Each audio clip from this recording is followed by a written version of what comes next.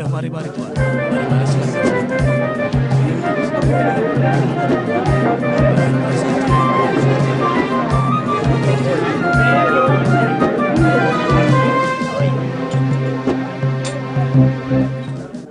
Wahai Abu Sufyan. Ya, ada apa? Kami telah menjual seluruh barang dagangan yang kami bawa dari Mekah. Lalu apa yang kau tunggu? Cepat kau beli seluruh barang-barang yang ada di sini untuk kita jual kembali ke Mekah. Agar keuntungan kita bertambah. Benar.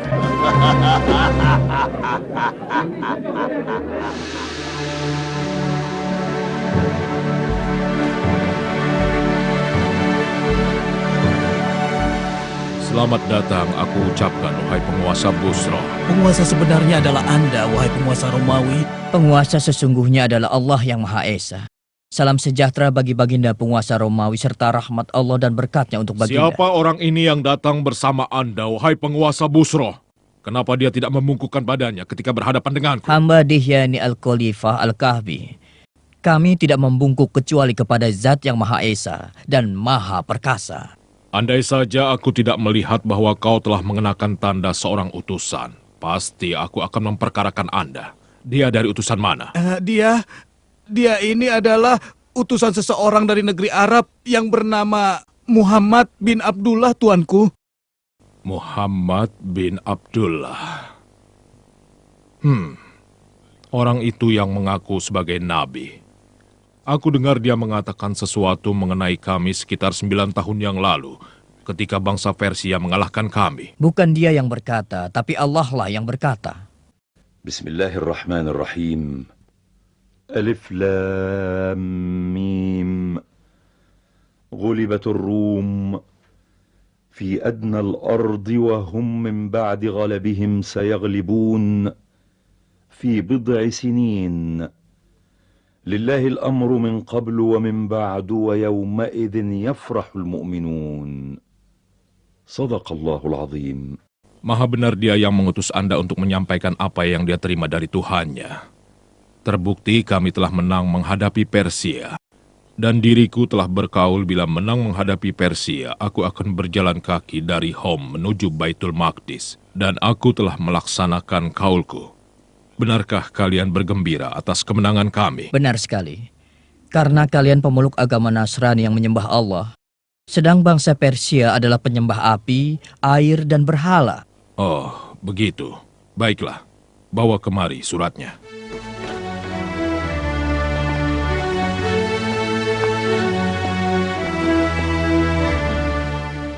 Dengan menyebut nama Allah yang Maha Pengasih, lagi penyayang.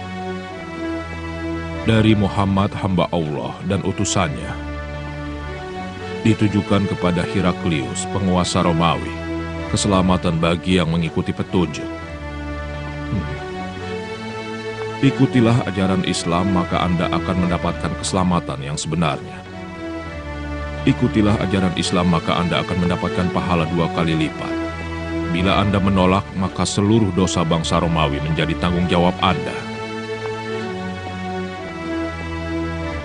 Wahai Panglimaku, siap menerima perintah. Aku dengar bahwa ada beberapa kabilah Muhammad yang berdagang di sini di Baitul Maqdis. Undang mereka kemari.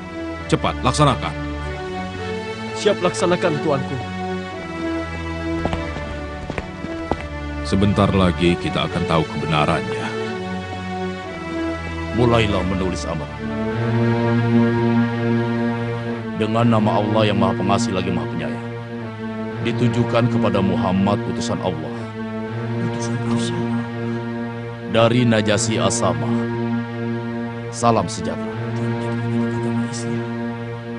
Aku bersaksi bahwa Anda adalah utusan Allah. Dan aku membaiat Anda. Dan aku menyatakan menjadi seorang Muslim karena Allah Tuhan Pencipta.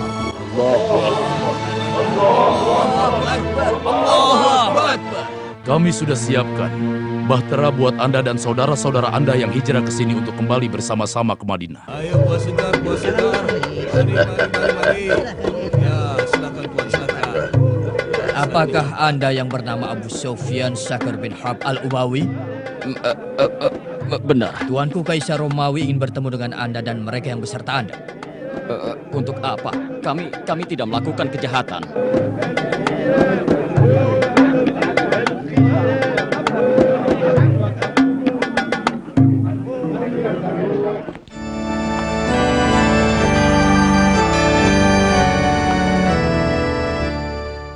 Aku telah mempelajari tentang orang yang disebut sebagai nabi. Dia tidak memerintahkan memakan sembelihan yang menjadi bangkai. Dia bukan seorang penyihir sesat. Dia bukan pula paranormal yang kerjanya berbuah. Aku telah menemukan pada dirinya tanda-tanda kenabian. Dan itu tidak bisa dipungkiri. Lalu bagaimana Anda membalas suratnya?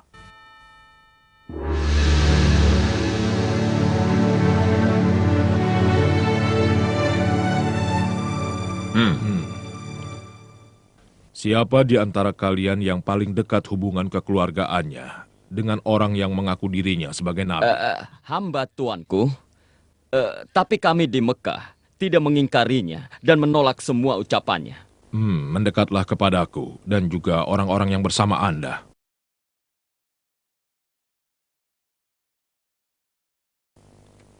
Wahai Abu Sufyan, aku akan bertanya padamu tentang Muhammad dan kuperingatkan agar kau tidak berdusta. Dan untuk yang lain, kalau dia berdusta, tolong beritahu padaku. Mengerti? Kami mengerti, Baginda Penguasa Romawi. Kami mengerti. Ceritakanlah tentang silsilah keluarga Muhammad. Dia keturunan dari keluarga yang agung dan mulia. Adakah di kalangan kalian yang mengaku sebagai nabi sebelumnya? Tidak ada, Baginda. Adakah kakek dan kakek moyangnya yang menjadi raja atau penguasa? Tidak ada. Apakah pengikutnya dari golongan kelas atas atau golongan kelas bawah? Pengikutnya dari golongan kelas bawah. Apakah pengikutnya semakin berkurang? Bahkan bertambah terus. Apakah kalian pernah menemukannya berdusta sebelum dirinya mengaku sebagai nabi? Ayo jawab. Kami memberinya gelar orang yang jujur dan terpercaya, tuanku. Pernahkah dia berkhianat? Kalau bukan kalian ada di sini, dan kekhawatiranku kalian membongkar kedokku di masyarakat Quraisy, aku pasti berbohong dan akan kukatakan sesukaku tentang Muhammad. Aku menunggu jawaban dari Anda. Belum pernah, belum. Tapi saat ini kami sedang mengadakan gencatan senjata selama 10 tahun. Dan kami tidak tahu apakah dia akan berkhianat atau tidak. Apakah kalian memeranginya? Bentrokan di antara kami sering terjadi. Satu masa mereka menang dan satu masa kami yang menang. Lalu apa yang dia serukan? Dia sering berkata, "Sembahlah Allah yang Esa, dan janganlah kalian menyekutukannya dengan sesuatu." Dia juga melarang kami menyembah berhala yang telah disembah oleh nenek moyang kami. Dia memerintahkan kami sholat dan berlaku jujur, menjaga kehormatan, bersilaturahmi, menepati janji, dan juga menjaga amanah. Kalian dengar? Dia bukan seorang keturunan raja. Jadi dia mengaku sebagai nabi bukan karena menginginkan tahta nenek moyangnya. Pengikutnya dari golongan kelas bawah seperti pengikut Isa Al-Masih.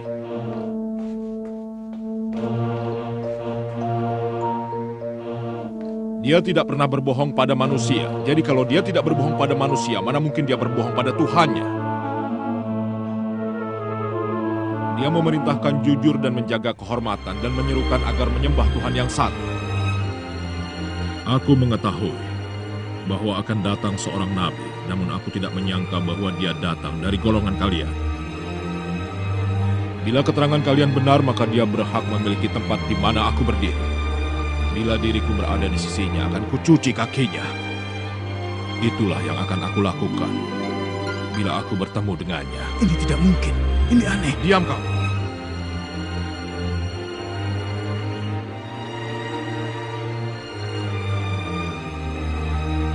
Wahai Abu Sufyan, pergilah Anda dan juga orang-orang yang bersama Anda.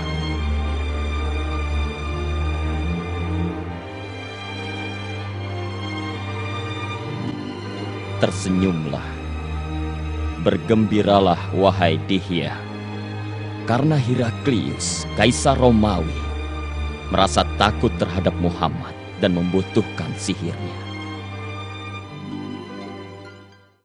بسم الله الرحمن الرحيم إنك لا تهدي من أحببت ولكن الله يهدي من يشاء. ولكن الله يهدي من يشاء وهو أعلم بالمهتدين. صدق الله العظيم. بسم الله الرحمن الرحيم. الذين يتبعون الرسول النبي الأمي الذي يجدونه مكتوبا عندهم في التوراة والإنجيل يأمرهم بالمعروف وينهاهم عن المنكر ويحل لهم الطيبات ويحرم عليهم الخبائث ويضع عنهم إصرهم والأغلال التي كانت عليهم. فالذين آمنوا به وعزروه ونصروه واتبعوا النور الذي أنزل معه أولئك هم المفلحون. صدق الله العظيم.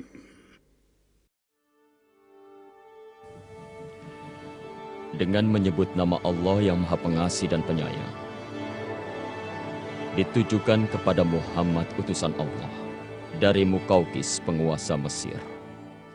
Salam sejahtera bagi Anda. Setelah saya membaca surat dari Anda dan telah saya pahami isi suratnya dan juga ajakan yang Anda tulis, saya telah mengetahui akan datang seorang nabi, dan nabi yang ditunggu-tunggu itu akan dibangkitkan di daerah Syam. Saya telah menghormati utusan Anda, dan saya persembahkan 2 orang budak wanita. Kedua budak wanita itu adalah wanita yang mempunyai kedudukan terhormat. Dan saya hadiahi seekor bahal untuk Anda kendarai, juga kain-kain yang indah. Wassalamualaikum.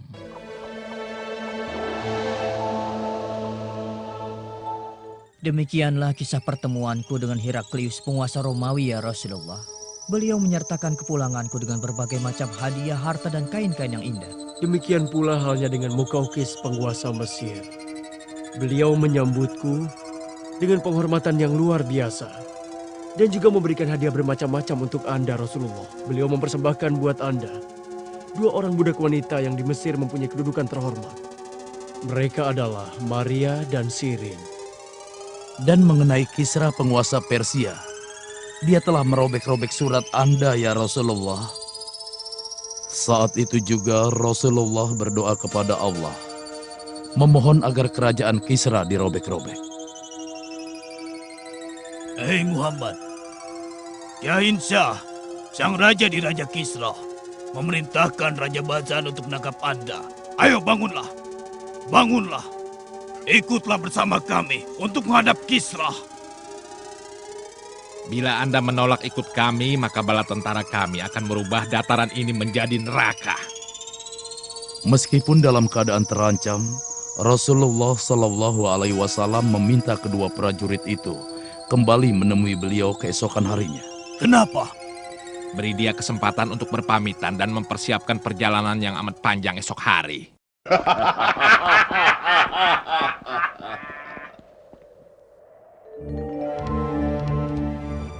Malam harinya, yaitu malam Selasa, tanggal 10 Jumadil Ula di tahun ke-7 Hijriah, Rasulullah Shallallahu Alaihi Wasallam diberitahukan bahwa si Rohab putra Kisra telah melakukan perebutan kekuasaan.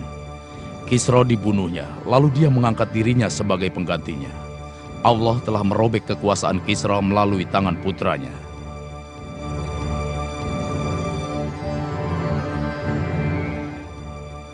Keesokan harinya, Rasulullah memberitahukan mereka apa yang sudah terjadi.